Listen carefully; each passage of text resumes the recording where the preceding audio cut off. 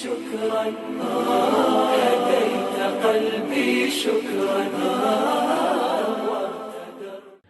بسم اللہ الرحمن الرحیم نحمده ونصلی علی رسولہ الکریم اما بعد.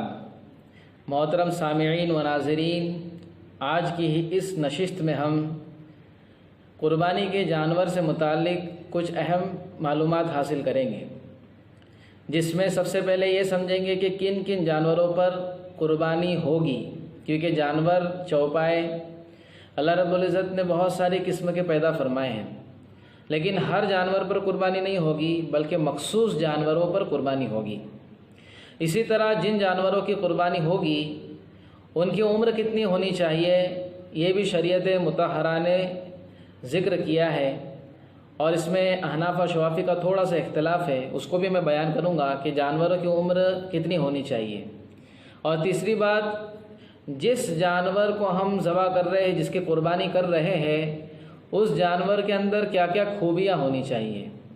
بہرحال سب سے پہلے تو ہم یہ سمجھتے ہیں کہ کن کن جانوروں پر قربانی دینا، قربانی کرنا یہ صحیح ہے، جائز ہے، ان کو ہم سمجھتے ہیں. تو اونٹ کی قربانی، سب سے پہلے اونٹ کی قربانی کرنا یہ جائز ہے، اللہ کے نبی صلی اللہ علیہ وسلم سے ثابت ہے، صحابہ سے ثابت ہے. اسی طرح بڑے جانوروں کی قربانی، اب بڑے جانوروں کا نام لینا ضروری نہیں، آپ سمجھتے ہیں کون سے ہیں بڑے جانور. اسی طرح بھینس کی قربانی یہ بھی جائز ہے، کیونکہ وہ بڑے جانوروں میں بھینس کا شمار ہوتا ہے. تو اونٹ ہو گئے، بڑے جانور ہو گئے. اسی طرح بکرا بکری، یہ ان کی بھی قربانی جائز ہے، اللہ کے نبی صلی اللہ علیہ وسلم سے ثابت ہے، صحابہ سے ثابت ہے. اس کے بعد دمبا بھیڑ، جس کو ہم مینڈا وغیرہ کہتے ہیں اپنی زبان میں، تو ان کی قربانی بھی کرنا جائز ہے. ان کے علاوہ کسی جانور کی قربانی کرنا جائز نہیں ہے، جیسے بارہ سنگا وغیرہ. تو ان کے بارے میں چونکہ صحابہ کرام رضی اللہ عنہم سے نہ ثابت ہے، نہ اللہ کے نبی صلی اللہ علیہ وسلم ثابت ہے، اس لیے ان جانوروں کی قربانی مشروع نہیں. قربانی صرف جو میں نے ذکر کی ہے جانور، اونٹ، بڑے جانور، بھینس، بکرا بکری، مینڈا مینڈی، بھیڑ، ان کی قربانی کرنا جائز ہے. لہٰذا یہ بات ہم کو سمجھ میں آ گئی کہ انہی جانور کی قربانی ہوگی، ان کے علاوہ کسی جانور کی قربانی نہیں ہوگی. اب ان جانوروں کی عمر کتنی ہونی چاہیے، یعنی کتنے عمر کا جانور یہ قربانی کے لائق ہو جاتا ہے. اور ایک عمر سے پہلے اگر ہم جانور کی قربانی کریں گے تو وہ قربانی ہماری قابل قبول نہیں ہے، تو اس کو شریعت نے بتایا ہے. لہٰذا سب سے پہلے تو ہم یہ سمجھے کہ اونٹ سب کے نزدیک، امام شافعی، امام مالک، امام ابو حنیفہ، سب کے نزدیک اونٹ کی عمر 5 سال ہونی چاہیے. کتنی ہونی چاہیے؟ کم سے کم 5 سال، اور چھٹا سال اس کا شروع ہو چکا ہو، 5 سال مکمل ہو کر چھٹے سال میں وہ داخل ہو چکا ہو، ایسے اونٹ کی قربانی کرنا یہ درست ہے اور جائز ہے. اگر 5 سال سے کم کا جانور ہے تو اس کی قربانی قابل قبول نہیں ہے. تو ایک بات تو یہ سمجھ لے، تمام ائمہ کے نزدیک 5 سال کم سے کم اونٹ کی عمر ہے. اب بڑا جانور جو ہوتا ہے، اسی طرح بھینس جو ہوتی ہے یا بھینسا ہوتا ہے، تو اس کی کم سے کم عمر 2 سال ہونی چاہیے. 2 سال سے کم کسی کے بھی نزدیک جائز نہیں ہے. 2 سال سے اوپر، 2 سال ہو چکے ہو اور تیسرا سال شروع ہو چکا ہو، تو بھینس ہو، بڑا جانور ہو، بھینسا ہو، ان کی کم سے کم عمر 2 سال ہونی چاہیے. اب آتا ہے بکرا اور بکری کا نمبر.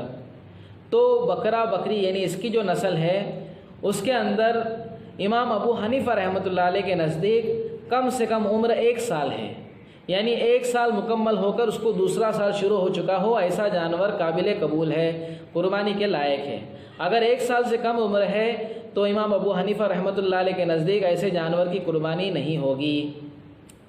اب امام شافعی رحمۃ اللہ علیہ کے نزدیک تھوڑا اختلاف ہے کہ جو بکرا بکری ہے اس کی عمر کم سے کم 2 سال ہونی چاہیے. جیسے بڑے جانوروں کی ہوتی ہے، بھینس کی ہوتی ہے، بھینسے کی ہوتی ہے، تو اس کی بھی عمر کم سے کم بکرا ہو بکری ہو 2 سال ہونی چاہیے. 2 سال ہو کر تیسرے سال میں داخل ہو گیا تو ایسے جانور کی قربانی کرنی درست ہوگی. تو جو شافعی حضرات ہیں وہ اس کی فکر کرے کہ 2 سال کا بکرا اس کی ہی کوشش کرے. بہرحال تو یہ بکرا بکری کے متعلق ہم نے سمجھ لیا۔ اب بھیڑ، دمبا، مینڈا جس کو ہم کہتے ہیں، تو امام ابو حنیفہ رحمۃ اللہ علیہ کے نزدیک اس کی عمر جو ہے یہ 1 سال ہونی چاہیے۔ اگر 1 سال کا نہ بھی ہو اور وہ 1 سال کے جانوروں میں اگر کھڑا کر دیا جائے تو اتنا تندرست، اتنا ہٹا کھٹا ہو کہ انہی کی طرح لگتا ہو، تو 6 مہینے کا بھی جائز ہے امام ابو حنیفہ رحمۃ اللہ علیہ کے نزدیک۔ البتہ امام شافعی رحمۃ اللہ علیہ کے نزدیک 1 سال کا ہونا ضروری ہے، کہ 1 سال کا ہونا چاہیے کم سے کم۔ 1 سال کا بھی مینڈا ہے اور میڈی ہے یا پھر بھیڑ ہے، دمبا ہے، تو وہ 1 سال کا بھی ہے تو اس کی گنجائش ہے، اس کی قربانی ہو جائے گی۔ بہرحال یہ عمر کے بارے میں ہم نے جانوروں کی تفصیل سمجھ لی کہ کتنے عمر کا جانور کم سے کم ہونا چاہیے۔ اب عمر کے اندر ایک مسئلہ یہ ہے کہ اعتبار کس کا ہوگا، کیسے معلوم پڑے گا کہ اس جانور کی اتنی عمر ہے؟ تو اس جانور کی اتنی عمر ہے وہ کیسے معلوم پڑے گا؟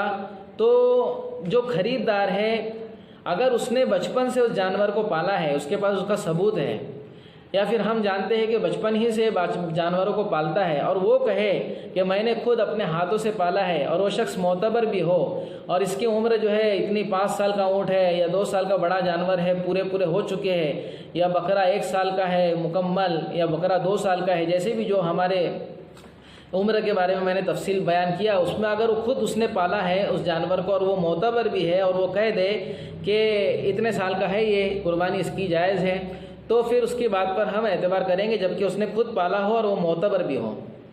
لیکن اگر اس نے خود نہیں پالا اور معتبر بھی نہیں ہے وہ بندہ، تو پھر ہم اس کی بات پر یقین نہیں کر سکتے، کیونکہ منڈی میں آج کل ہم دیکھتے ہیں ایسے لوگ ہیں موجود جو بالکل امانت دار نہیں ہوتے، معتبر نہیں ہوتے، اور بعض لوگ تو جھوٹ بھی بولتے کہ میں نہیں پالا ہوں، حالانکہ مارکیٹ سے انہوں نے جو ہے راجستھان وغیرہ سے لائے ہوئے ہوتے بکرے وغیرہ، اور جھوٹ بولتے ہیں ہم نہیں پالے ہیں، تو ایسے لوگوں کا اعتبار نہیں ہوگا۔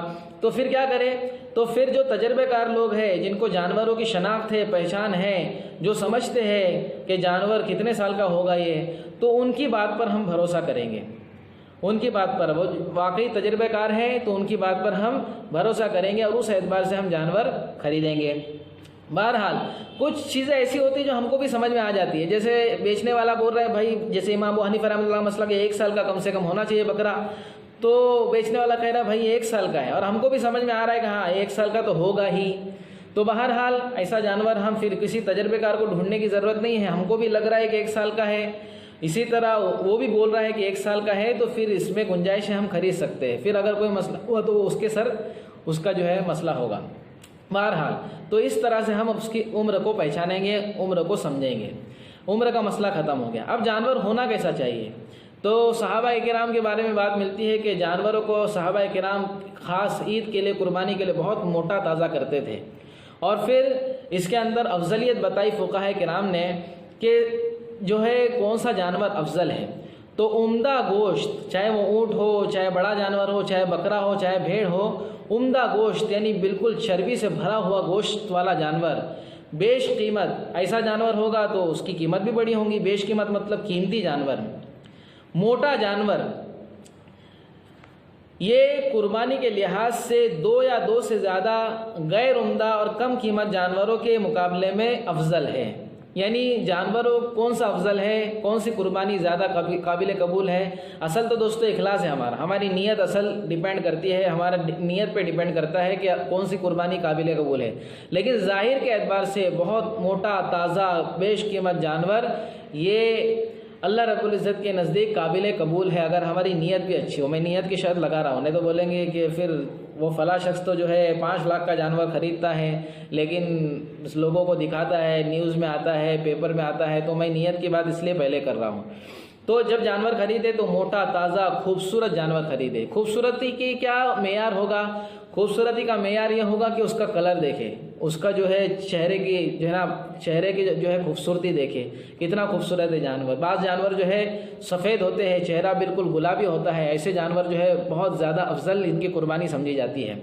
تو سفید رنگ کا جانور سب سے افضل ہے، سفید رنگ کا جانور سب سے افضل ہے۔ پھر فقہاء نے اس کی ترتیب بتائی ہے کہ سفید رنگ کا جانور ہو، اگر سفید ملنا مشکل ہو تو پھر زرد یعنی جو پلسٹ ہوتا ہے جس کو ہم پلسٹ کہتے ہیں، پھر خاکستری یعنی جو مٹیالہ رنگ کا جانور ہوتا ہے، اس کے بعد سرخ کا نمبر آتا ہے جو گھوڑے کی طرح لال ہوتا ہے بالکل، اس کے بعد چت کبرا یعنی مختلف دھبے دھبے اس کے اوپر ہو، اس کی ترتیب بتائی ہے، آخر میں کالے کا نمبر آتا ہے۔ تو جب ہم کو کوئی جانور نہ ملے تو لاسٹ میں جو ہے کالے کو لے سکتے ہیں۔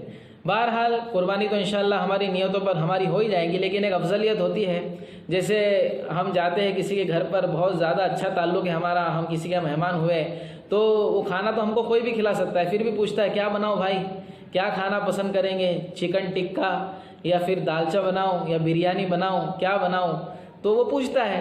تو پوچھنے کے لحاظ سے وہ دیکھتا ہے کیا چیز کے نزدیک افضل ہے تاکہ یہ خوش ہو جائے۔ تو بہرحال اسی طرح یہ ترتیب ہے۔ قربانی تو انشاءاللہ سب قبول ہو جائیں گی، لیکن ایک افضلیت کا اس کے اندر یہ ہوتا ہے کہ ہم اللہ رب العزت کے لیے قربانی دے رہے ہیں تو اس میں اچھے سے اچھا دیں۔ بہرحال تو اس طرح سے قربانی کے جانوروں کی تفصیل بھی گزر چکی، کون سے جانور ہو گئے، پھر اسی طرح جانوروں کے اندر کیا ترتیب ہے، کیا عمر ان کی ہونی چاہیے اور کیسے ہونا چاہیے۔ بہرحال یہ اتنی چیزیں جانور کے متعلق کافی ہے۔ اللہ رب العزت عمل کی توفیق عطا فرمائے۔ دوسرے ویڈیو میں بتاؤں گا کہ کن کن جانوروں کی قربانی جائز ہے اور کن کی قربانی ناجائز ہے، کیونکہ بہت سارے سوال آتے ہیں۔ واللہ اعلم بالصواب۔ اللہ عمل کی توفیق عطا فرمائے۔ شكرا هديت قلبي شكرا